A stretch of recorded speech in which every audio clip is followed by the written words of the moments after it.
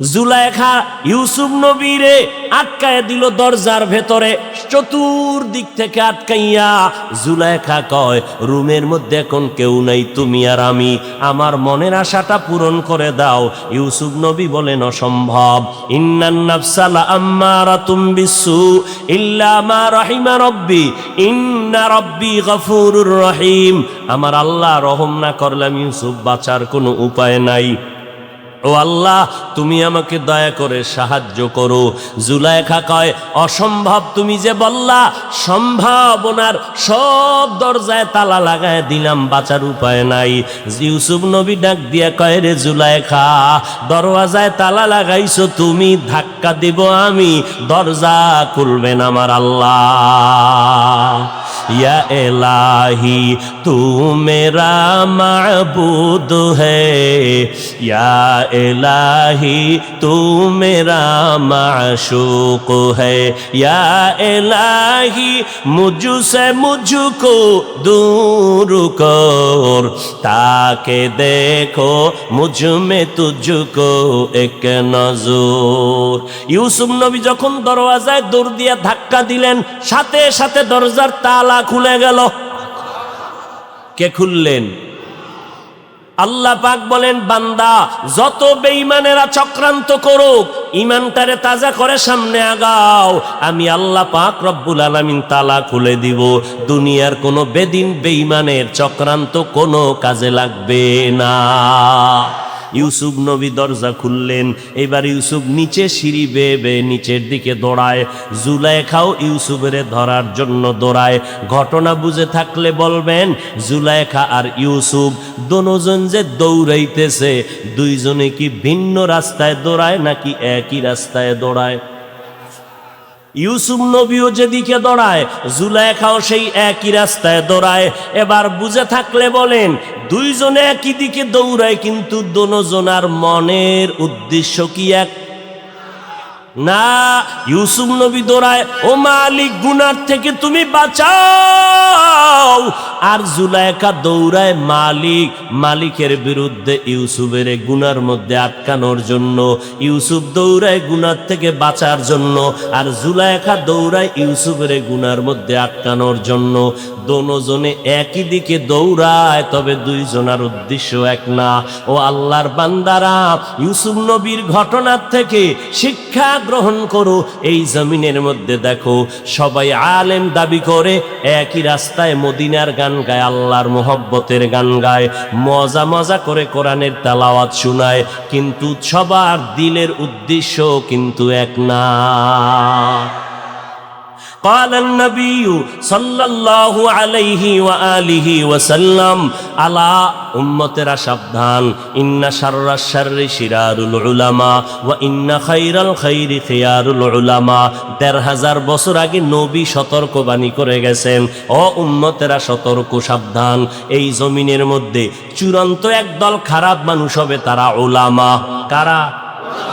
নবী কয়, সাবধান, জমিনের মধ্যে চূড়ান্ত খারাপ, এর উপরে আর খারাপ নাই, একদল হবে, তারা উলামা। আবার এই জমিনের মধ্যে একদল ভালো মানুষ হবে, যাদের মতো ভালো মানুষ জমিনে আর হবে না, তারাও হবে একদল উলামা। দোনো দল উলামা, উলামা সবাই দাবি করবে। এখন আমাদের প্রশ্ন, হে মদিনাওয়ালা নবী, উলামায়ে কেরাম ভালো, এটা অন্তর মেনে নিতে পারলাম মাত্র 1 সেকেন্ডে। দুনিয়ার মধ্যে গাঞ্জাখোরের খারাপ না বলিয়া, মদখোরের খারাপ না বলিয়া, তার জুয়া খেলনেওয়ালাকে নবী চূড়ান্ত খারাপ না বলিয়া, জেনাকারের খারাপ না বলিয়া, একদল ওলামাদেরকে মদিনার নবী খারাপ বলে গেলেন কেন? 5 সেকেন্ডে তার জবাব নাও। চাটখিলের মুসলমান এই স্টেজে দাঁড়াইয়া 13 জন প্যান্ট শার্ট টাইওয়ালা বান্দা 13 জন দাঁড়াইলো, এক একজনের মাথায় কোরআন রাখা, 13 বার কসম খাইয়া 13 জন এক আওয়াজ দিয়া কয়, এই চাটখিলের মুসলমানেরা, আম্মাজানের চেহারাটা খুলিয়া রাস্তায় নামায় দাও। চেহারা খোলা রাখলে কোনো ঝামেলা নাই, আম্মাজানের রাস্তায় নামাইয়া মসজিদের মধ্যে ঢুকার সুযোগ দাও। আম্মাজানের চেহারা ঢাকিয়া পর্দা করা লাগবে না। এই কথা 13 জন প্যান্ট শার্ট টাইওয়ালা যদি কয়, মাথায় কোরআন নিয়ে 13 বার কসম খাইয়া। মুসলমান একদল বলবে ব্যাপারটা কি, উল্টা পাল্টা কয় কেন? আর একদল কইবে চুপ কর, কোরআন মাথায় কসম খাইছে, ওর কসমে ঝামেলা আছে, ওর কোরআন নিয়ে এটা উদ্দেশ্য ভালো না, এদের সাইজ কর। এই সমস্ত ধোকাবাজদেরকে সাইজ করা লাগবে। এরা কোরআন নিয়ে মানুষের ধোকা দেয়, সবাই কথাটাকে অ্যাবাউট করে চলে যাবে, কিন্তু 13 জন লাগবে না, মাথায় কোরআন নেওয়া লাগবে না, কসম খাওয়া লাগবে না।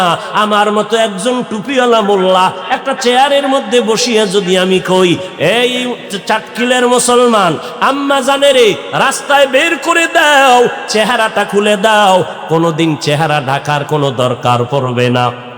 আম্মা জানের চেহারা খুলে রাস্তায় নামাও, মসজিদে মাঝে মাঝে ঢুকায় দাও। তখন একদল কইব হুজুর কি কথা বলতেছে এগুলো? একজনে যখন বলবে সব মানুষ বলবে কথা কম ক, বেদ্যুবি করিস না, কারণ যেহেতু হুজুরে বলছে কথা হইতেও পারে। এবার বুঝেননি হুজুরেরা ঝামেলা কেমনে করবে?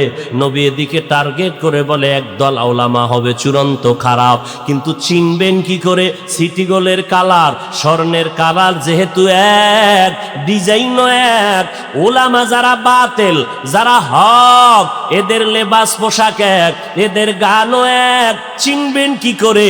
একদল ওলামা এরা ইসলামের ব্যানার ব্যবহার করে, সব আলেমরা ইসলামের ব্যানার ব্যবহার করে, কিন্তু অন্তরের উদ্দেশ্য ভালো না। একদল ইসলামের ব্যানার লাগাইয়া চিৎকার দিয়া স্লোগান দেয় ক্ষমতার চেয়ারটা দখল করার জন্য, আর একদল ইসলামের ব্যানার লাগাইয়া স্লোগান দেয় আমার মাওলার জান্নাত পাওয়ার জন্য। ব্যবধান আছে না নাই?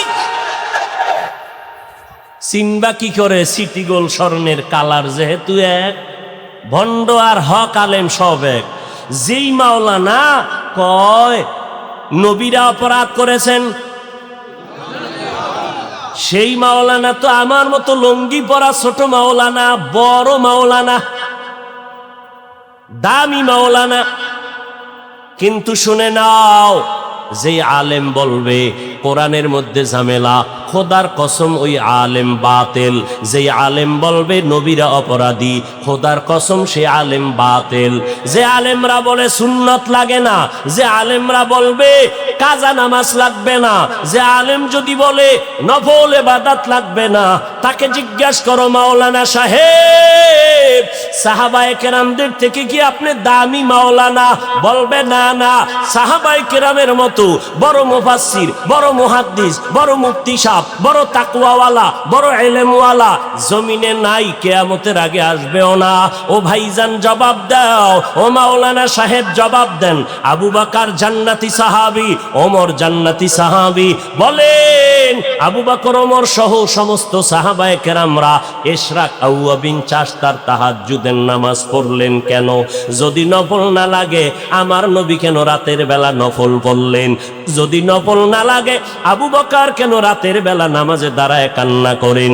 নফল যদি না লাগে ওমরের মতো বান্দা নফল নামাজে দাঁড়ায় কেন কান্না করে? ও আল্লাহর বান্দা, বুঝে নিলাম নবীর হাদিস মতে একদল আলেম হবে ভণ্ড, মনে হয় সেই আলেম আপনি। এলমেরা এজাজো করদন বেহিসাব, খলকেরা দাদন জওয়াবে বাসওয়াব, হক না দারত দোস্তে খলক জারিরা, নিস্তে ই খাসলতে কে দিনদারের। চাটকিলের মানুষ বড় বুদ্ধিমান, জ্ঞানী মানুষ। কেন বললাম?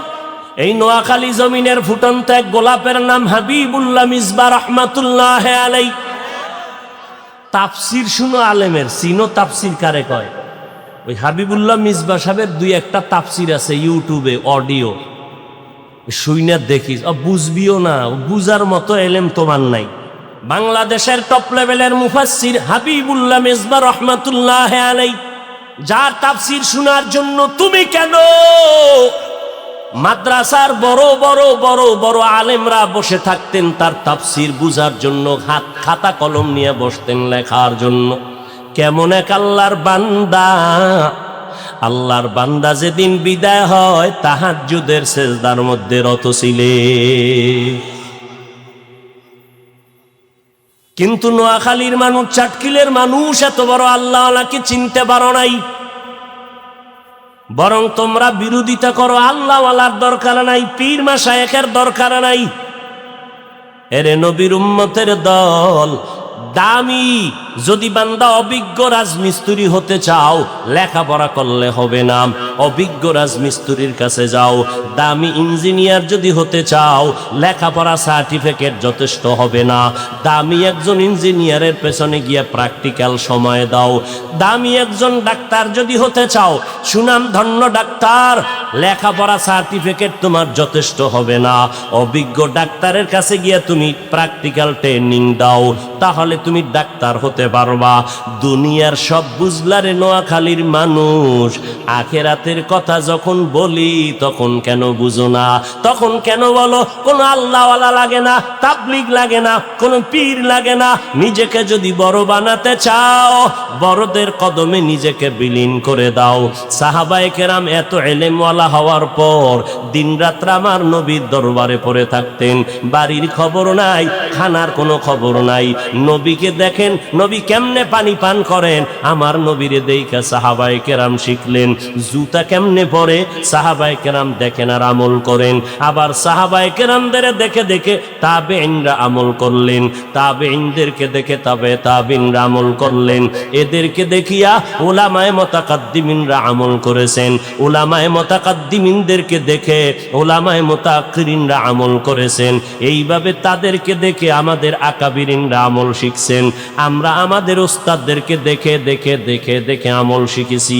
কারণ কিয়ামতের আগে মদিনার নবী আর জমিনে আইসা সুন্নতের দাওয়াত দিবে না, হাতে কলমে শিখাইয়া দিবে না।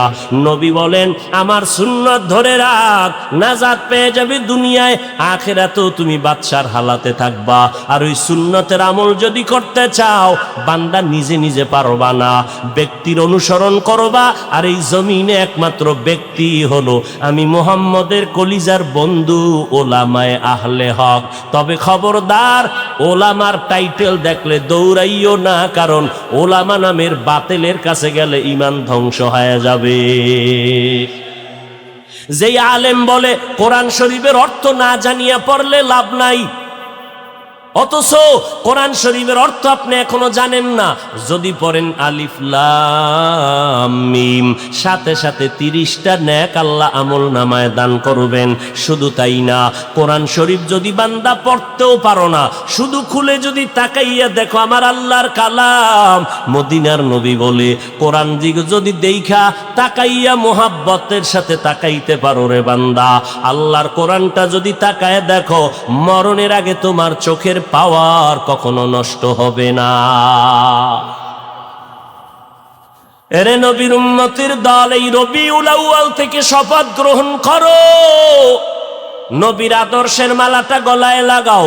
মক্কার চূড়ান্ত খারাপ মানুষ নবীর আদর্শ যখন গ্রহণ করা শুরু করলো, আল্লাহ তাদেরকে এত দামি বানায় দিলেন। আল্লাহ একদিন ডেকে বলেন, ও পয়গম্বর, আপনি অমুক অমুক অমুক সাহাবার নামটা ঘোষণা দিয়ে দেন। আমি আল্লাহ ঘোষণা দিলাম, সিদ্ধান্ত দিয়ে দিলাম, এই কয়জন সাহাবাদেরকে আমি আল্লাহ এন্তেকালের আগেই জান্নাতের টিকিট দিয়ে দিলাম। নবীর আদর্শের কারণে আজকে 1500 বছর পরে আপনারা চাটখিলের মুসলমানেরা মনে মনে বসে চিন্তা করেন, হুজুরেরা কথা তো আর খারাপ কয় না, হুজুরদের কথা মতো মন চায় নবীর তরিকাওয়ালা হয়ে যায়। কিন্তু কি লাভ হবে? নবীর তরিকা যদি মানি, স্বাধীনতা নষ্ট হয়ে যাবে, স্বাধীনভাবে আর চলাফেরা করতে পারবো না। ও চাটখিলের মানুষ, আজকে আজ আমার এখানে বসে বয়ান করতেছি, আপনারা প্রচন্ড গরমের ভেতরে বয়ান শুনতেছেন, ঘন্টাকে ঘন্টা অপেক্ষা করতেছেন। এটা আমার টাকার বাহাদুরি না, ক্ষমতার বাহাদুরি না। 1500 বছর পর এই সম্মানের বাহাদুরি আমার মদিনার নবীর আদর্শের আকর্ষণ। ওগো নবীর উম্মতেরা, হয়ে আজি দিশাহারা, কোরআন হাদিসেরে চলো, কোরআন হাদিসেরে চলো, যখন যাহা চায় মনে। নবী বিনে কে তারাবে পুলসিরাত মিজানে, নবী বিনে কে তারাবে পুলসিরাত মিজানে। এরে নবীর উম্মতের দল, আমরা নবীর তরিকা মানতে গিয়া একটু বলো ও কলিজার যুবক, আজকে তোমরা যারা নবীর তরিকা মানো না, কেন স্বাধীনতা থাকবে না? লেখাপড়ার স্বাধীনতা থাকবে না? ব্যবসা বাণিজ্যের স্বাধীনতা থাকবে না? বলো তোমরা যারা নবীর তরিকা বাদ দিয়ে চলো, আমরা যারা নবীর তরিকা মেনে নামাজ পড়ি, পর্দা করি, হালাল খাই, মদিনার পোশাকটা পরলাম, বলো আমরা তোমাদের থেকে কত পার্সেন্ট অসম্মানে আছি? তুমি কত পার্সেন্ট সম্মানে আছো? ও চাটখিলের মুসলমান, পায়ে হাত রেখে বিনয়ের সাথে বলতেছি রে বাবা, আজকে নজর করে দেখো, আমার থেকে তুমি জবাব নাও। ও ভাইজানেরা, তোমরা যারা নবীর তরিকা বাদ দিয়া চলতেছো, আলহামদুলিল্লাহ দেখলাম আমাদের তো বিন্দু থেকে বিন্দু সম্মান স্বাধীনতা নষ্ট হয় নাই। আপনারা যেমন 3 বেলা খানা খান, আমরা নবীর তরিকা ঠিক রাখিয়াও তো 3 বেলা খানা খাই, বরং আপনাদের থেকে বেশি খাই, পিওর খানা খাই। আপনারা যারা নবীর তরিকা বাদ দিয়া চলতেছেন, ব্যবসা করেন, আলহামদুলিল্লাহ আমাদের লাইনে নবীর তরিকা ঠিক রাখিয়াও তো ব্যবসা করে নেওয়ালা নাই। তাহলে বলেন বাবা, স্বাধীনতা নষ্ট হলো কই? আপনারা নবীর তরিকা বাদ দিয়া যারা চাকরি করেন, আমাদের মধ্যে নবীর তরিকা ওয়ালারাও তো চাকরি করে, অভাব নাই। আপনি নবীর তরিকা বাদ দিয়া বিবাহ শাদী করলেন, সন্তান নিলেন, আমাদের মধ্যে নবীর তরিকা ঠিক রাখিয়াও তো বিয়া শাদী সন্তান নিলাম। আপনারা নবীর তরিকা বাদ দিয়া আজকে দেশ বিদেশ সফর করেন, ঘোরাফেরা করেন, আমরা নবীর তরিকা ঠিক রাখিয়াও তো দেশ বিদেশ সফর করি, কোনো বাধা নাই। আপনারা নবীর তরিকা বাদ দিয়া ডাক্তারি পড়েন, ইঞ্জিনিয়ারিং পড়েন, আলহামদুলিল্লাহ আমার সোনার বাংলাদেশে নবীর তরিকাওয়ালা ডাক্তার, ইঞ্জিনিয়ার, সাংবাদিক, উকিল, ব্যারিস্টার আছে না নাই? তাহলে বলেন, আপনারা নবীর তরিকা বাদ দিয়া এক বিন্দু বিন্দু উপরে উঠতে পারেন নাই, আমাদেরকে নিচে নামাতে পারেন নাই। বরং আল্লাহর শুকর হিসাবে বলতেছি, বাহাদুরি না, আপনাদেরকে বুঝানোর স্বার্থে বলতেছি। একজন কোরআনওয়ালার দাম কত? আজকে এমপি সাহেব দেখলে বলে সালাম হুজুর দোয়া চাই, মন্ত্রী মহোদয় দেখলে বলে সালাম দোয়া চাই। ও বাবা, টাকা দিয়া তো দোয়া পাওয়া যায় না। এই সম্মান আমার মদিনার নবীর আদর্শের কারণে। আর আমার মদিনার নবীর আদর্শ যেমন টুপি মাথায় দেওয়া, কোরআন অনুযায়ী জীবন চালানো পয়গম্বরের আদর্শ। এরে নবীর উম্মত, আমি আপনাদের এই কথা বলবো না। ও কলিজার যুবকেরা, স্কুল কলেজ ছেড়ে দাও, আমাদের মাদ্রাসায় আইসা ভর্তি হইয়া আমার মতো তুমি বুজুর্গ একজন টুপিওয়ালা পাগড়িওয়ালা হও। একবারও না, একবারও না, একবারও না। বরং আমি আজকে চাটখিলের মুসলমান যুবকদেরকে বলবো, খবরদার, স্কুল কলেজ থেকে কখনো তুমি মাদ্রাসায় আসবা না, কোনো টুপিওয়ালা যদি দাওয়াত দেয় যাইবা না, আমার অনুরোধ। বরং আমি বলবো, খোদার কসম করে বলবো, তুমি স্কুলে লেখাপড়া ছাড়িও না, কলেজের লেখাপড়াটা বন্ধ করিও না। কারণ আমার মাদ্রাসা আসার দরকার নাই। আমার মাদ্রাসায় আলেম, মাওলানা, মুফতি, মুহাদ্দিস পড়ার মতো ছাত্রের অভাব নাই। আমার দেশে বড় অভাব হলো আদর্শবান ডাক্তারের, আমার দেশে আদর্শবান ইঞ্জিনিয়ারের অভাব, আমার দেশে আদর্শবান কলামিস্টের অভাব, আমার দেশে আদর্শবান সাংবাদিকের অভাব, আমার দেশে আদর্শবান ডিসিএসপির বড় অভাব। ওরে নবীর উম্মতেরা, আজ আমার প্রত্যেকটা থানায়, জেলায় ওসি, ডিসিএসপি যদি 5 বেলার নামাজি হইতেন, তাহলে আমাদের কোরআনের বয়ান করতে কোনো পেরেশানি করা লাগতো না। অতএব বান্দা, তুমি স্কুলে পড়ো, কলেজে পড়ো, আদর্শবান ডাক্তার হও, আদর্শবান ইঞ্জিনিয়ার হও, আদর্শবান একজন সাংবাদিক হও, আদর্শবান এমপি মন্ত্রী হও, আদর্শবান মুসলমান। আমার দেশে এমপির দরকার, মন্ত্রী দরকার, আদর্শবান মানুষ দরকার, যার আদর্শ দেখলে আরো খারাপ মানুষগুলো ভালো হয়ে যাবে। এবার স্কুল কলেজে তাকাইয়া দেখো, তোমার আমার মতো কত ছাত্র 5 বেলার নামাজি, তুমি জবাব দাও আছে না নাই? তাহলে যুবক ভাই, তুমি কেন পারবা না? তোমার আমার মতো যুবক র্যাব, আর্মি, পুলিশ, বিডিআর এর চাকরি করে, 5 বেলার নামাজি আছে না নাই? বলো বাবা তুমি কেন পারবা না? তোমার আমার মতো যুবক রাস্তায় গাড়ি চালায়, হঠাৎ করে দেখলাম আজান হয়ে গেল, বাসের ড্রাইভার গাড়ি ব্রেক করে দিল, বাসের ড্রাইভার নামাজে গেল, কন্ট্রাক্টর নামাজে গেল, হেল্পার নামাজে গেল, যাত্রীরাও নামাজে গেল।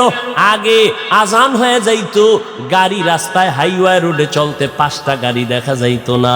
আল্লাহর শুকর আদায় করে বলি, মাগরিবের সময় আসতে আসতে দেখলাম প্রতিদিন ওয়াজে যাই, হাইওয়ে রোডে যখন আসরের আজান হয় মসজিদে জায়গা পাই না। ব্যাপারটা কি? কয় 13টা বাস গাড়ি থামায় গেছে, সব যাত্রী ড্রাইভারেরা নামাজ পড়ে। ও নবীর উম্মতের দল, তোমার মতো বান্দা যদি গাড়ি চালাইয়া নামাজ পড়ে তুমি কেন পারবা না? আমার মাওলার কোরআনটা কি মিথ্যা মনে করছো? আমার নবীর হাদিসগুলো কি মিথ্যা মনে করছো?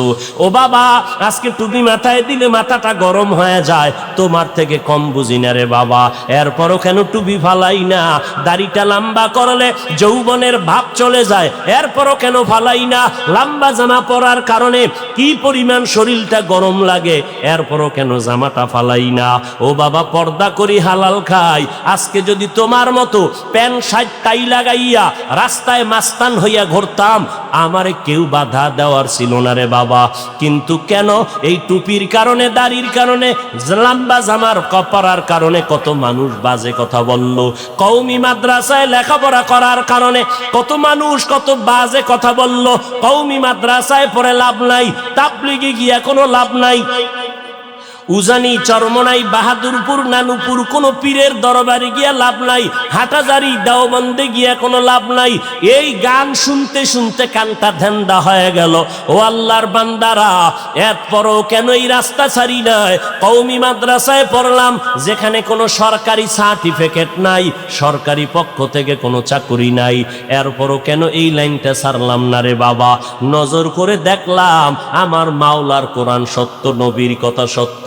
কারণ এমন একজন নবী আমরা পেয়েছি, যেই নবীর 63 বছরে একটা মিথ্যা কথা নবী জীবনে বলেন নাই। বেঈমানেরা পর্যন্ত আমার নবীকে আল আমিন বলিয়া উপাধি দিয়েছিল, নবীর সততার কারণে রে বাবা। ও নবীর আশিক উম্মতের দল, আজকে আমার নবীর ওই আদর্শ এত সুন্দর, আল্লাহর কোরআন সুন্দর, এই কোরআনের ভুল বের করার জন্য কত বেদিনরা অপচেষ্টা করলো, আজও পর্যন্ত কোরআনে একটা ভুল কেউ বের করতে পারলো না। বরং বহু বিদুর্মীরা কোরআনের ভুল বের করতে গিয়া কালেমাওয়ালা মুসলমান হয়ে গেল। কথা ঠিক নি? ওই ভারতের সন্তান শিব শক্তি স্বরূপজি কালেমা পরে মুসলমান হয়ে গেল। ও আল্লাহর বান্দা, পাকিস্তানের হিন্দি গানের শিল্পী জুনায়েদ জামশেদ কালেমার পতাকা তলে এসে গেল। ও নবীর আশেকের দল, চিন্তা ভাবনা করে দেখলাম, আজকে আমি দাবি করি বক্তা, কত সম্মান আমার। কেউরে বাবা তুমি দাবি করো ডাক্তার, আমি তোমার পার্শ্বে রুগী হইয়া 500 টাকা ভিজিট দিয়া সিরিয়ালে দাঁড়াইলাম, তোমার কত দাম রে বাবা। কিন্তু চিন্তা ভাবনা করে দেখো, যেদিন সাদা কাপনের প্যাকেটে ঢুকিয়া যাইবা, ওই দিন দেখবা কে বক্তা কে শ্রোতা, কোনো ভেদাভেদ নাই। আমারও যেমন 3টা সাদা কাফন, তোমার বেলায় 3টা সাদা কাফন। এমপি সাহেবের যেমন 3টা সাদা কাফন, চাটকিলের রিক্সা ড্রাইভার মরিয়া গেলে তাকেও 3টা সাদা কাফন দেওয়া হবে। এমপি সাহেবের সম্মানে একটা কাফন কেউ বাড়াইয়াও দিবে না, রিক্সা ড্রাইভারের গরিব হওয়ার কারণে একটা কাফন কেউ কমাইয়াও দিবে না। ওই সাদা কাফনে যেদিন ডুববারে বাবা, ওই দিন দেখবা কই আমার সম্মান, কই আমার চেয়ার, আমার কই ভক্ত, কই আমার ভক্তবৃন্দ, কেউ নাই। এখন আমার সন্তানের আমার গায়ের গেঞ্জিটা বেলেট দিয়া কেটে রাখতেছে, আমার গায়ের জামা কেটে রাখিয়া আমার আপনজনেরা কয় ঘর থেকে লাশটা নামাও, বাঁশবাগানে আমাকে দাফনের জন্য পাগল পারা হয়ে যাবে, লাশ পাহারা দেওয়া যাবে না, তোমাকে আমাকে আপনজনেরা নিয়ে কবরের মধ্যে রাখবে। ও বাবা, ওই কবরে যাওয়ার পর ওই কবরে তোমার আমার 2জন ফেরেশতা এসে হাজির হয়ে যাবে। কে পীর, কে মুরিদ, কে মাওলানা, কে মূর্খ জানার, গরিব জানার দরকার নাই। সবার কবরে ফেরেশতা 2জন আসিয়া মাত্র 3টা প্রশ্ন করবে, রবের পরিচয় দাও, ধর্মের পরিচয় দাও, রহমাতুল লিল আলামিনের পরিচয় দাও। দাও। এই তিনটা প্রশ্ন হিন্দুদেরকেও করা হবে, মুসলমানেরও করা হবে, আমাকেও করা হবে, আপনাদেরকেও করা হবে। মদিনার নবী বলেন ওই তিনটা প্রশ্নের জবাব যারা দিতে পারবে তাদের কবর হবে রাউজাতুম মির রিয়াজিল জান্নাহ, রাউজাতুম মির রিয়াজিল জান্নাহ আও হুফরাতুম মিন হুফারিন নার। যারা জবাব দিতে পারবে না তাদের কবর হবে জাহান্নামের টুকরা। এরে নবীর উম্মতের দল, নবী বলেন দুনিয়াতে যারা রবের গোলামি করে যাবে তারা কবরে গিয়া বলবে রব্বি আল্লাহ, আমার রবকে। যারা দুনিয়াতে ইসলাম মেনে যাবে এরা কবরে গিয়া জবাব দিবি দ্বীনি আল ইসলাম, আমার ধর্মের নাম ইসলাম। যারা দুনিয়াতে নবীর সুন্নতের আমল করে যাবে এরা কবরে গিয়া জবাব দিবে নবীরে দেখা মাত্র চিনে ফেলবে। ও আল্লাহর বান্দা, নবী আফসোস করে বলেন যারা রবের গোলামি করে যাবে না, ইসলাম মানবে না, নবীর সুন্নত মানবে না, ওই একদল কপাল ভরা রাস্তায় দেখবেন নিজেও নামাজ পড়ে না, যারা নামাজ পড়ে তাদেরও পছন্দ করে না, নিজেও টুপি পরে না, যারা টুপি পরে তাদেরও পছন্দ করে না, নিজেও পর্দা করে না, যারা পর্দা করে তাদেরকেও পছন্দ করে না, নিজেও হালাল খায় না, যারা হালাল খায় তাদেরকেও পছন্দ করে না, নিজেও জিকির করে না, যারা আল্লাহর জিকির করে তাদেরকেও পছন্দ করে না। এই নাফরমানগুলো যখন জাহান্নামের দিকে কবরের মধ্যে যাবে তাদেরকে যখন প্রশ্ন করা হবে রবের পরিচয় দাও, ধর্মের পরিচয় দাও, রহমাতুল লিল আলামিনের পরিচয় দাও, তখন ওই গুনাহগারেরা বলবে লা আদরি, আমি কিছুই জানি না, কিছুই জানি না। আল্লাহর নবী বলেন তাৎক্ষণিকভাবে আমার আল্লাহ রাগান্বিত হইয়া কুদরতের আওয়াজ দিয়া বলবে ও কবরের ফিরিস্তা, এই নাফরমানকে আর কোনো সময় সুযোগ দিও না। আমি আল্লাহ কম সুযোগ দেই নাই। আমার দেওয়া পানি বাতাস, আমার দেওয়া সূর্যের আলো চাঁদের আলো ভোগ করলো, জমিনের ফসল খাইলো, গাছের ফল খাইয়া, নদীর মাছ খাইয়া, এত বড় নিমুখ হারাম একবারও আলহামদুলিল্লাহ বলে নাই। ওলামায়ে কেরাম পায়ে ধরে ধরে নামাজের কথা বলতো, আজান শুনিয়া মসজিদে গিয়া নামাজ পড়ে নাই। এখন আর দেরি করিও না, এই নাফরমানকে এখন মজাটা বুঝাইয়া দাও। কবরের ভেতরে জাহান্নামের বিছানাটা দিয়া দাও, জাহান্নামের সাথে রাস্তা খুলে দাও, কবরের ভেতরে জাহান্নামের আগুন ভরে যাবে। ও দুনিয়ার মানুষ, মনে করছো জাহান্নামের আগুন বুঝি তাপ কম হবে? মদিনার নবী বলেন দুনিয়ার গরম যেই তাপ, এর থেকে 3000 গুণ বেশি তাপ হবে জাহান্নামের আগুনের তাপ। কবরের মধ্যে জাহান্নামের আগুন, আল্লাহর নবী বলেন সাথে সাথে আল্লাহ পাক গাইবী আওয়াজ দিয়ে বলবে ও কবরের মাটি, এই নাফরমানকে দুই পার্শ্ব থেকে জোরে জোরে চাপ দাও। এত জোরে কবরের মাটি চাপ দিবে পাথরের হাড়গুলো চুরমার হয়ে যাবে। ও আল্লাহর বান্দারা, যুবকেরা, অন্তরকে বুঝাও, কয়দিন আর দুনিয়ায় বাহাদুরি করবা? তোমার আমার বাহাদুরি করোনার মধ্যে কত প্রাণ চলে গেল, কত সন্তানেরা বাবা হারা ইয়তীম, কত সন্তান মা হারা অসহায়, আবার কত মা বাবা সন্তান হারায় ফেললো। এমন কোনো দিন নাই যে যুবকের লাশের খবর নাই। কয়দিন আর বাঁচবারে বাবা? আল্লাহর কাছে তওবা করো, পেছনে যত অন্যায় করেছো আজকে তওবা করো হে আল্লাহ। মনে মনে বলো হে মালিক, এই ময়দানে আমার মতো গুনাহগার কেউ নাই। আজকে থেকে তওবা করে নিলাম, জীবনে নামাজ ছাড়বো না, বেপরদায় চলবো না, নবীর তরিকার বাহিরে চলবো না, মা বাবার সাথে বেয়াদবি করিয়া আর গুনাহগার হব না, অভিশাপ নিব না, ওলামায়ে কেরামের বিরোধিতা করব না, দেশ ও জাতির বিরুদ্ধে ষড়যন্ত্র করব না। ও দয়ার মালিক, শয়তানের ধোঁকার থেকে তওবার উপরে মজবুত করে দাও। নামাজ পড়বো, নবীর তরিকা মেনে চলবো। হায়াতের মালিক আল্লাহ, ইজ্জতের মালিক আল্লাহ, রিজিকের মালিক আল্লাহ। ওই আল্লাহকে বেজার করব না, নবীর তরিকার বাহিরে চলবো না, মা বাবার সাথে বেয়াদবি করব না, ওলামায়ে কেরামের বিরোধিতা করে গুনাহগার হব না, নবীজির তরিকার বাহিরে চলবো না, দেশ ও জাতির বিরুদ্ধে কোনো ষড়যন্ত্রে লিপ্ত হব না। আল্লাহ তো অন্তরের হালাত জানেন, অন্তরের খবর জানেন। যাদের অন্তরে তওবার নিয়ত আছে, মরণের ভয় নিয়া যারা খাঁটি অন্তরে তওবার নিয়ত করে ফেললেন, আল্লাহর মোহাব্বতে খাঁটি তওবার নিয়তে দুটো হাত আমার আল্লাহকে দেখাইয়া দেই। আয় আল্লাহ, আমাদের তওবা কবুল করে নেন। তওবার উপরে মজবুত হইয়া চলার মতো তৌফিক দান করেন, আমিন। লাকাদ কানা লাকুম ফি রাসূলিল্লাহি উসওয়াতুন হাসানাহ। আল্লাহ বলেন, নিশ্চয়ই হে জগতের উম্মত মুমিনের দলেরা, তোমাদের জন্য রসূলের মধ্যে রয়েছে উত্তম আদর্শ। নবী জমিনের মধ্যে উত্তম আদর্শ নিয়ে জন্মগ্রহণ করেছিলেন সোমবার দিন সুবহ সাদিকের সময়। আবার কোন এক রবিউল আউয়ালের 12 তারিখ সোমবার দিন জোহরের নামাজের আগে নবীর ইন্তেকাল হয়ে গেল। মঙ্গলবার দিন সকালবেলা নবীর গোসল কমপ্লিট হলো। নবীজির দলে দলে এসে মানুষ আলাদা আলাদা করে এককভাবে এক একজনে জানাজার নামাজ পড়ল। সাহাবায়ে কেরামরা নামাজ আদায় করেন, ফেরেশতারা জানাজার নামাজ আদায় করলেন। বুধবার দিন তাহাজ্জুদের সময় পয়গম্বরের দাফন কমপ্লিট হয়ে গেল। নবী দুনিয়াতে কি রেখে বিদায় নিলেন আর কি নিয়ে আগমন করেছিলেন? নবী বলেন, আমি উম্মতের কান্ডারি হইয়া উম্মতের জন্য উত্তম আদর্শ নিয়ে আবির্ভূত হয়েছি। আর আমি 2টা জিনিস জমিনের মধ্যে রেখে বিদায় নিয়েছি। قال النبي صلى الله عليه وآله وسلم تركت فيكم أمرين لن تضلوا ما تمسكتم بهما كتاب الله وسنة رسوله। 2টো জিনিস রেখে গেলাম, যদি এই 2 জিনিস উম্মতেরা আঁকড়ে ধরো, কখনো তোমাদের ভয় নাই, কোনো পেরেশানি নাই, তোমরা গোমরা হবে না, লাইনচ্যুত হবে না। 2টো জিনিস আঁকড়ে ধর।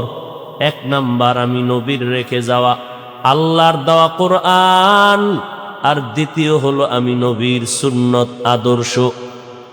আজ 1500 বছর পর এই জমিনের মধ্যে যারা নবীর সুন্নত আর কোরআন যত % ধরে রেখেছে, খোদার কসম করে বলছি, তারা তত % সম্মানে আছে, শান্তিতে আছে। যাদের কাছে আল্লাহর কোরআন আর নবীর সুন্নত যত % নাই, তাদের কাছে তত % শান্তিও নাই, কোনো সম্মানও নাই। পয়গম্বরের সুন্নত আর আল্লাহর দেওয়া কোরআন, এটাও পয়গম্বরের সিরাত। আম্মা জান আয়েশা রাদিয়াল্লাহু আনহার দরবারে সাহাবায়ে কেরামের এক বিশাল বাহিনী গেলেন। প্রশ্ন করলেন, আম্মা জান, পয়গম্বরের আদর্শের বয়ান করেন। পয়গম্বর বললেন, আফা তাকরাউনাল কুরআন, সাহাবায়ে কেরাম আপনারা কি কোরআন তেলাওয়াত করেন না? ক্বালু বালা, হ্যাঁ আমরা কোরআন তেলাওয়াত করি। আম্মা জান আয়েশা রাদিয়াল্লাহু তাআলা আনহা বললেন, কানা খুলুকুল কুরআন, কোরআন শরীফ হলো মদিনা ওয়ালা নবীর আদর্শ। সিরাতুন নবী মানে নবীর জীবন আদর্শ। নবীর আদর্শই হলো কোরআন। সিরাতুন নবী মানে কোরআন। সিরাতুন নবী মানে আল্লাহর নবীর বর্ণিত আল্লাহর দেওয়া কোরআনে নামাজ। সিরাতুন নবী মানে রোজা। সিরাতুন নবী হলো কোরআনের বর্ণিত পর্দা। যারা বলবে সিরাতুন নবী আমি মানি না, প্রমাণ হবে তারা দ্বীন ইসলাম তথা কোরআন আল্লাহর বিধান মানে না। পয়গম্বর জমিনের মধ্যে এমন এক উত্তম আদর্শ নিয়ে মক্কা নগরীতে আসলেন, যেই সময় মক্কার মানুষের কোনো আদর্শ নাই। এরা সুরতে মানুষ, কিন্তু ভিতরটা হিংস্র জানোয়ারের থেকেও খারাপ। একটা কুকুরের মধ্যেই চরিত্র নাই, মক্কার মানুষের মধ্যে যেই চরিত্র, একটা হিংস্র প্রাণীর মধ্যে যে চরিত্র নাই, মানুষের মধ্যে যেই চরিত্র। আল্লাহ তাআলা কোরআনে বলেন, এই কোয়ালিটির মানুষগুলো শুধু জানোয়ার না, এরা 4 পাওয়ালা জানোয়ারের থেকেও খারাপ। এরা চির জাহান্নামী। ওয়ালাকাদ জারানা লিজাহান্নামা কাসীরাম মিনাল জিন্নি ওয়াল ইনসি লাহুম قلوب لا يفقهون بها ولهم أعين لا يبصرون بها ولهم آذان لا يسمعون بها أولئك كالأنعام بل هم أضل أولئك هم الغافلون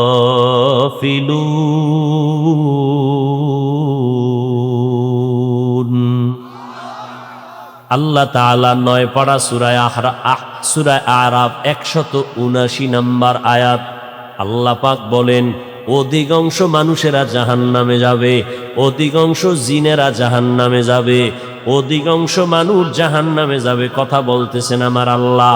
অধিকাংশ মানে কম না বেশি? বেশির সংখ্যক মানুষ জাহান্নামে যাবে। এখান থেকে প্রমাণ হলো অল্প মানুষ জান্নাতে যাবে। এতগুলো মানুষ আজ চাটখিলের ময়দানে বয়ানে বসছে, সব মানুষগুলো জান্নাতে যাবে না। কারণ এই ময়দানে সবাই ওয়াজের নিয়তে আল্লাহর মোহাব্বত নিয়ে বসে নাই। একদল মানুষ এখানে বসবে যারা আল্লাহর মোহাব্বত নিয়ে বসিয়া তওবা করে যাবে। এখান থেকে একদল মানুষ আল্লাহর জান্নাতে যাবে। আল্লাহ পাক রব্বুল আলামিন বলেন, অধিকাংশ মানুষগুলো জাহান্নামে যাবে। এই মানুষগুলো জাহান্নামে যাওয়ার কারণ আমি আল্লাহ তাদেরকে অন্তর দান করেছি। অন্তর দিলাম ভাবার জন্য, ফিকির করার জন্য, অথচ তারা ফিকির করে না আল্লাহর মাখলুক নিয়ে, আল্লাহর উপরে বিশ্বাস স্থাপন করে না। আমি আল্লাহ তাদেরকে চক্ষু দান করলাম দেখার জন্য, যা দেখতে বলেছি তা তারা দেখে না। আমি আল্লাহ কান দান করলাম শ্রবণ শক্তির জন্য, শোনার জন্য। বান্দাগুলো যা শুনতে বলেছি ওই কান দিয়া তা তারা শুনে না। এই মানুষগুলোকে আমি আল্লাহ অন্তর দিলাম, আসমানটার দিয়ে তাকাইয়া বান্দা ফিকির করতে হবে। রব্বানা মা খালাকতা হাযা বাতিলা সুবহানাকা ফাকিনা আযাবান নার। ও দয়ার মালিক, এত বিশাল একটা আসমান তুমি কেমন করে বানাইলা? এক একটা আসমান দূরত্ব মোটা হলো 500 বছরের পথ। এক আসমান থেকে ভিন্ন আসমানের মধ্যখানে মহাশূন্য খালি জায়গা 500 বছরের দূরত্ব। এইভাবে 7টা আসমান আল্লাহ বানাইলেন, আবার 7টা জমিন আল্লাহ বানায় রাখলেন। আল্লাহ বলেন, ফি সিত্তাতি আইয়াম, এত বিশাল আসমান আমি আল্লাহ বানাইলাম, বড় বড় জমিন আল্লাহ আমি বানাইয়া এক একটা আসমান আমি আল্লাহ টানায় রাখলাম, সেট করে দিলাম। নিচের থেকে কোনো খুঁটিও নাই, উপর থেকে রশি দিয়ে কোনো টানাও দিলাম না। এই আসমানটা কখনো নড়াচড়া করে নাই। আমি আল্লাহর হুকুম মতো যেখানে যারে রাখছি ওইভাবেই আছে। এত বিশাল 7টা আসমান আমি আল্লাহ বিনা খুঁটিতে টানায় রাখলাম। এই 7টা আসমান আর জমিন আমি আল্লাহ বানাইতে কত সময় লাগছে জানো? মাত্র 6 দিনের মধ্যে আমি বানাইলাম। আর তোর মতো 1.5 ব্যাটারির বান্দাটা মাত্র ওজন হইল মাত্র 1 কেজিও হবে না। তোর মতো বান্দাটারে মায়ের গর্ভে নাপাক পানি দিয়া বানাইতে আমি সময় নিয়েছি 6 মাস থেকে 9 মাসের কাছাকাছি। আর আসমানটা বানাইলাম মাত্র 6 দিন, জমিন বানাইলাম টোটালটাই 6 দিনের মধ্যে। তোর মতো বান্দাটারে নাপাক পানি থেকে আমি 6 মাস লাগাইয়া কেন বানাইছি? তোরে আমি আল্লাহ আস্তে আস্তে করে বানাইছি, বড় আদর করে।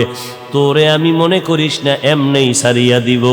আসমানটা তোর গোলামির জন্য বানাইলাম, জমিনটা তোমার গোলামির জন্য বানিয়েছি, সূর্যটা তোমার খেদমতের জন্য বানাইলাম। এত বিশাল সূর্য তোমার গোলামির জন্য, আমি আল্লাহর জন্য বানাই নাই। আমি আল্লাহ রাতের আলো দেওয়ার 4টা বানাইছি তোমাদের খেদমতের জন্য। আমি আল্লাহর কোনো কাজে লাগে না।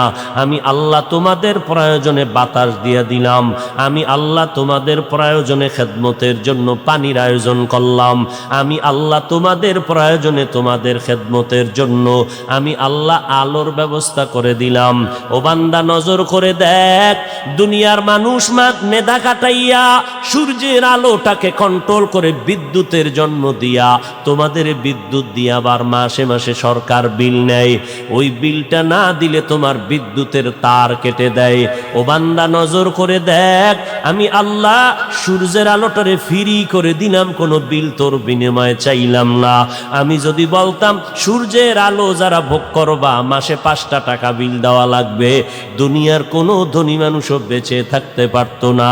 আমি আল্লাহ তোমাকে বাতাস করে দিলাম ফ্রি, তোমার প্রয়োজনীয় পানিটাও ফ্রি করে দিলাম। আমি আল্লাহ তোমার জন্য সব কিছু ফ্রি বানায় দিলাম। অথচ নজর করে দেখো, তোমার নিজের টাকা দিয়া জমিন কিনলা, তোমার নিজের টাকায় জমিনে রেজিস্ট্রি করলা, তোমার টাকা দিয়া তুমি 5তলা বিল্ডিং করলা। সেই বিল্ডিং এর মধ্যে থাকতে গেলে সরকারের ট্যাক্স দেওয়া লাগবে। সরকার আমি মাওলার দেওয়া পানিটারে ব্যবহার করিয়া তোমাদের লাইন দিয়া মাসে মাসে পানির বিল নেয়। আমি আল্লাহ পানির কোনো বিল নিলাম না। দোকানে গিয়া যদি বলো, দোকানওয়ালা ভাই আমাকে 1 গ্লাস পানি দাও, বলে গ্লাস টেলাস নাই, 10 টাকা দিয়ে একটা পানির বোতল কিনে নাও। আল্লাহ বলেন, কি পরিমাণ পানি তোরে ফ্রি করে দিলাম। এরে বান্দা, তুই অসুস্থ হয়ে গেছো, হসপিটালে যাওয়ার পর শ্বাস নিঃশ্বাসে তোমার কষ্ট, অক্সিজেনের পাইপ লাগাইয়া কম্পিউটারে তোমার মাস মিনিটে মিনিটে বিল উঠতেছে। আধা ঘন্টা অক্সিজেন নিলা, এত টাকা বিল দাও। 1 ঘন্টা অক্সিজেন ব্যবহার করেছো, তুমি এত টাকা বিল দাও। আল্লাহ বলেন, সারা দুনিয়ার মানুষের জন্য আমি বাতাসটারে ফ্রি করে দিলাম। আমি আল্লাহ, তোর মতো বান্দাটা তুই অনেক দুর্বল, তোর শক্তির বেলায় তুই দুর্বল, খানার বেলায় তুই দুর্বল, ঘুমের বেলায় দুর্বল, মেধার বেলায় তুই বান্দা বড় দুর্বল, হাঁটার বেলায় দুর্বল। তোর থেকে বেশি খানা খায় একটা জঙ্গলের বাঘ। ঢাকা চিড়িয়াখানায় লেখা আছে, একটা বাঘের দৈনিক খানা 17 কেজি গোশত। একটা মানুষ 17 কেজি গোশত 3 বেলায় খেতে পারবে না, 24টা ঘন্টাও যদি দেয় খেতে পারবে না। আল্লাহ পাক বলেন, নজর করে দেখ, সমুদ্রের মধ্যে নীল তিমি আছে, নীল তিমি, এক একটা নীল তিমির দৈনিক খানা 1000 কেজি চিংড়ি মাছ। এই রকম বহু তিমি মাছ আল্লাহ রাখছেন নদীর মধ্যে, সমুদ্রে। একটা মাছও না খাইয়া মরে নাই, জঙ্গলের প্রাণীগুলো না খাইয়া মরে নাই। সকালবেলা পাখিটা বাসার থেকে বের হয়ে গেল, ডানা মেলে মেলে খোলা আসমানের ভেতরে উড়িয়া, সকালবেলা বের হইয়া সন্ধ্যাবেলা নিজের পেট ভরিয়া পাখিটা বাচ্চার খানা নিয়ে বাসায় হাজির হয়ে গেল। একটা পাখিও না খাইয়া মরে যায় নাই, একটা জঙ্গলের প্রাণীও না খাইয়া মরে নাই, একটা নদীর মাছ না খাইয়া মরে নাই। ও আদম সন্তান, তোমাদের এত দাম, আমি আল্লাহ তোমাদের মর্যাদা দিলাম সমস্ত মাখলুকতের উপরে। তোমার মতো দামি আমি জিনেরও বানাই নাই, তোমার মতো দামি বানাই নাই। অথচ সেই দামি মানুষটার জন্য আসমান ফ্রি করে দিলাম, জমিন গোলাম বানায় দিলাম। এই দামি মানুষটার জন্য বাতাস ফ্রি করে দিলাম, আলো ফ্রি করে দিলাম, ও বান্দা পানি ফ্রি করে দিলাম। এরপর এই আদমজাত এত দামি মানুষটা খানায় কেন কষ্ট পাও, রিজিকের মধ্যে কেন কষ্ট পাও, জঙ্গলের প্রাণীগুলো কেন না খাইয়া কষ্ট পায় না? এর একটাই মাত্র কারণ, ওই জঙ্গলের প্রাণী আমার মাওলার সাথে গাদ্দারি করে না। আর নিমক হারাম মানুষ তোরা আল্লাহর দেওয়া খাইয়া অল টাইম আমার মাওলার সাথে গাদ্দারি করো। हकीकत से तू दुनिया बे खबर है, दुनिया की नुमाइश पर नजर है। नमी गुयम के आज दुनिया जुदाबाश, बहर कारे के बाशी बा खुदाबाश। শুধু কি আপনারা করেন? আল্লাহর সাথে গাদ্দারি কি শুধু আপনারা করেন?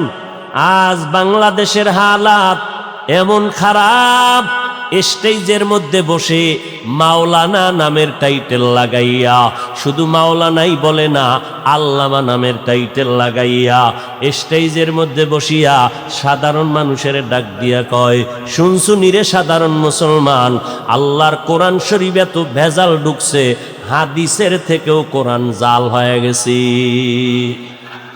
আরো আস্তে করে বলেন। কোন মাওলানা কেন, কোন মানুষ যদি বলে কোরআনের মধ্যে ঝামেলা আছে, জাল আছে, তার ঈমান থাকে। এই কথা তো আওয়ামী লীগের কোন বান্দা বলে নাই, বিএনপির কোন মানুষ বলে নাই, আমার মতো লঙ্গি পরা মোল্লা না, ডিগ্রিওয়ালা, ডক্টরের ডিগ্রিওয়ালা আলেম হইয়া উম্মতের সামনে কয় কোরআন শরীফের মধ্যে জাল আছে, কোরআন শরীফের মধ্যে ভেজাল। বলে কেমন ভেজাল জানো? ওয়াসসামা ইযাতিল বুরুজ ওয়াল ইয়াউমিল মাউউদ, এই সূরাটাই জাল। আরো জোরে বলেন। এরে নবীর উম্মত, আলেম দাবি করিয়া মাওলানা নামের টাইটেল লাগাইয়া চেয়ারের মধ্যে বসে বক্তার সাইনবোর্ড লাগাইয়া উম্মতের সামনে বলে নবীরা অপরাধ করেছে, আল্লাহ নবীদের দিয়ে অপরাধ করাইছেন। নবীরা অপরাধী?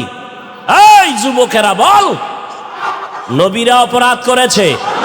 যদি কেউ বলে নবীরা অপরাধী তো ঈমান থাকে, তাহলে এরে নবীর উম্মতির দল।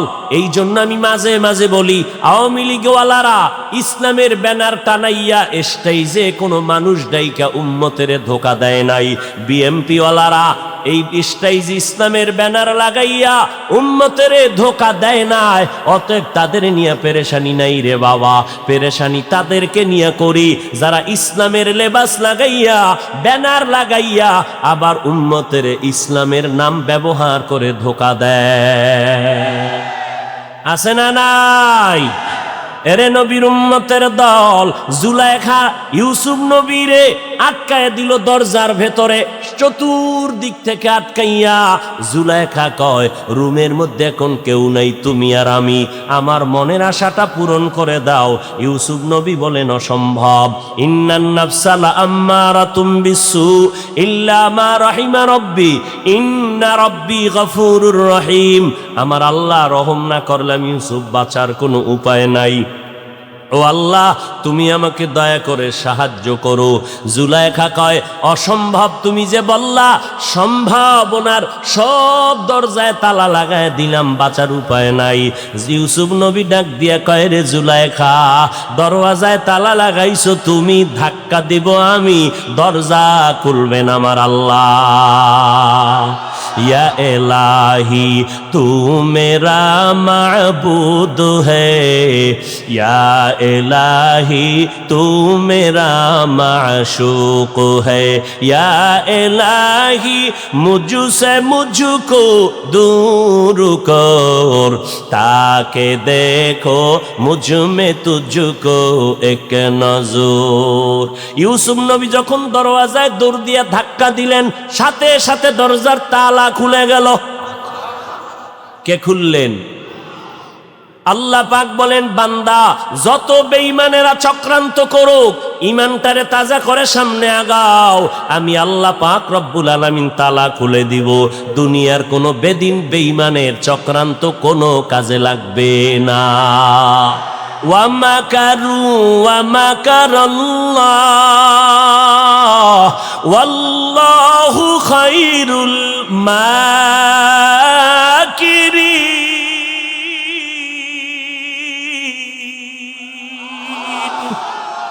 কালামে জিন্দা কুরআনে হাকিম, হিকমতে উলা ইয়াজালসতু কদিম, বখা কুরআ কালামুল্লাহ বেশনো কদিমাস্তি কদিমাস্তি নইনো।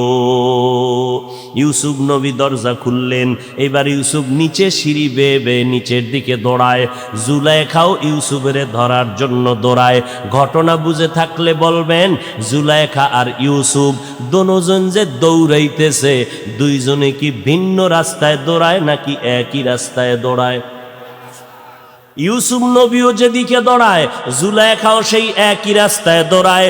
এবার বুঝে থাকলে বলেন দুইজনে একই দিকে দৌড়ায়, কিন্তু দোনোজনার মনের উদ্দেশ্য কি এক না? ইউসুফ নবী দৌড়ায় ও মালিক গুনার থেকে তুমি বাঁচাও, আর জুলাইখা দৌড়ায় মালিকের বিরুদ্ধে ইউসুফের গুনার মধ্যে আটকানোর জন্য। ইউসুফ দৌড়ায় গুনার থেকে বাঁচার জন্য, আর জুলাইখা দৌড়ায় ইউসুফের গুনার মধ্যে আটকানোর জন্য। দোনোজনে একই দিকে দৌড়ায়, তবে দুইজনার উদ্দেশ্য এক না। ও আল্লাহর বান্দারা, ইউসুফ নবীর ঘটনার থেকে শিক্ষা গ্রহণ করো। এই জমিনের মধ্যে দেখো সবাই আলেম দাবি করে, একই রাস্তায় মদিনার গান গায়, আল্লাহর মোহব্বতের গান গায়, মজা মজা করে কোরআনের তেলাওয়াত শোনায়, কিন্তু সবার দিলের উদ্দেশ্য কিন্তু এক না।